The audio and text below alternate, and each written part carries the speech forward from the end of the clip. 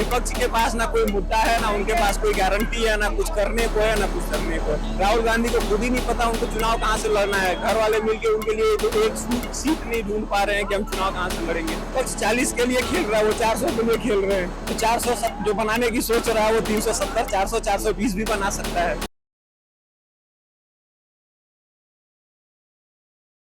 नमस्कार, मैं सचिन कुमार और आप देख रहे हैं सौगंध टीवी। जैसा कि विपक्ष आरोप लगाती है हमेशा, मोदी जी सिर्फ वोट ले जाते हैं धर्म विवाद करके, या फिर आर्टिकल 370 की बात हो, या फिर राम मंदिर की बात हो, क्योंकि इनके पास तीनों के अलावा और कोई मुद्दा नहीं है। इसी वजह से ये वोट ले जाती है। आइए जानते हैं लोगों से राय, क्या ये सच है? क्या लगता है, मोदी जैसे विपक्ष का आरोप रहता है कि मोदी के पास तीन ही मुद्दा है, आर्टिकल 370 हटाने का, राम मंदिर का, या फिर धर्म के साथ खिलवाड़ करके वोट ले जाते हैं, क्या लगता है?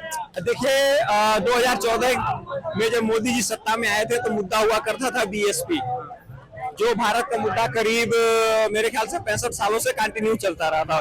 बीएसपी मतलब होता है बिजली, सड़क, पानी। और 2019 में ये मुद्दा गायब हो गया। आज कोई बिजली, सड़क, पानी, इस पे कोई बात नहीं करना है।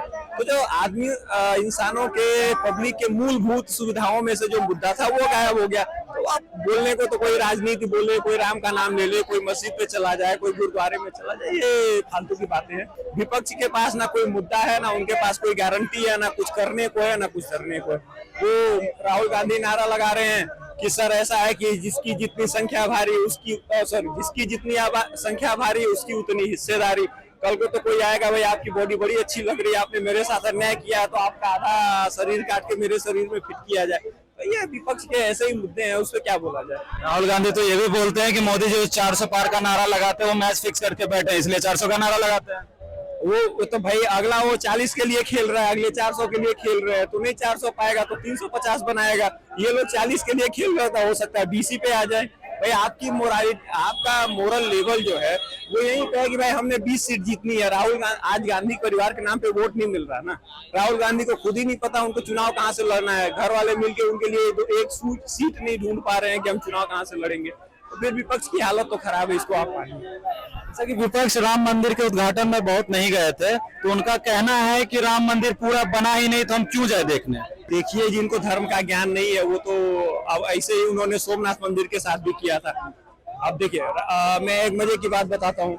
इनको बाबर के कब्र पे जवाहरलाल नेहरू भी गए, इंदिरा गांधी भी गई, राजीव गांधी भी गए, राहुल गांधी भी गए। इनको वहां जाने में कोई बुराई नहीं है, मस्जिद जाने में कोई बुराई नहीं है। लेकिन जब मंदिर का मैटर आता है तो इनको सेकुलरिज्म यहाँ जाने लगता है कि भाई सेकुलर भारत है, उससे सेकुलरिज्म को खतरा होता है। तो एक जो उनका मुद्दा है मुस्लिम परस्त पार्टी का, तो ठीक है, वो किसी एक विशेष समुदाय के लिए तो वो खरीद रहे हैं। ऐसे भी उनके प्राइम मिनिस्टर मनमोहन सिंह ने कहा था कि इस देश पे पहला संसाधनों पे पहला अधिकार तो अल्पसंख्यकों का ही होना चाहिए।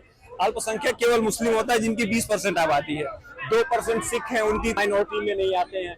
1% नहीं, 50,000 से ज्यादा पारसी है, वो किसी माइनॉरिटी में नहीं आते। मुश्किल से 1 करोड़ क्रिश्चियन है, वो बेचारे किसी माइनॉरिटी में नहीं आते हैं। उसके बाद जैनी है, वो माइनॉरिटी में नहीं आते हैं।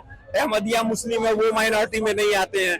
बाकी कुछ बचे खुचे रह गए जो मेरे ख्याल से गुजरात के बॉर्डर पे साउथ अफ्रीका से आए थे, वो माइनॉरिटी में नहीं आते। कुछ यहूदी भी है, वो माइनॉरिटी में नहीं आते। भारत में माइनॉरिटी का मतलब होता है केवल मुस्लिम, और कुछ नहीं। आज तक किसी और गैर माइनॉरिटी का अध्यक्ष भी नहीं बन पाया माइनॉरिटी कमीशन का। मेरे ख्याल से ये आने वाले समय में ये डिपार्टमेंट खत्म हो जाएगा और गवर्नमेंट को ये डिसाइड करना चाहिए कि ये स्टेट वाइज नहीं, ये डिस्ट्रिक्ट वाइज डिसाइड होने चाहिए कि इस डिसाइड में ये माइनॉरिटी है और ये मेजोरिटी है।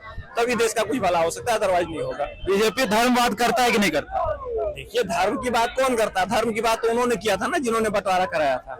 तो ये मुद्दा छोड़ दीजिए, वो पुरानी बातें हैं। ये धर्म से इसका कोई लेना देना नहीं, मैं नहीं मानता इसको। जैसा कि मोदी जी का नारा आपकी बार 400 पर, क्या लगता है? तो विपक्ष 40 के लिए खेल रहा है, वो 400 के लिए खेल रहे हैं। तो 400 जो बनाने की सोच रहा है वो 370, 400, 420 भी बना सकता है। उसके पास कॉन्फिडेंस है रन बनाने का, तो वो रन बनाए जा रहे हैं, यही है, और तो कुछ है नहीं। तो जैसा कि आपने देखा, लोगों का मानना है कि अगर विपक्ष आरोप लगाता है 400 पार का, तो 400 पार लाने की क्षमता रखता है, इसलिए 400 पार का नारा लगा रहा है। अब कोई 400 के लिए खेल रहा है, कोई 40 के लिए खेल रहा है। और ऐसे तमाम खबरों के लिए बने रहे हमारे साथ, देखते रहे सौगंध टीवी। धन्यवाद। आप देख रहे हैं सौगंध टीवी, सौगंध वतन की।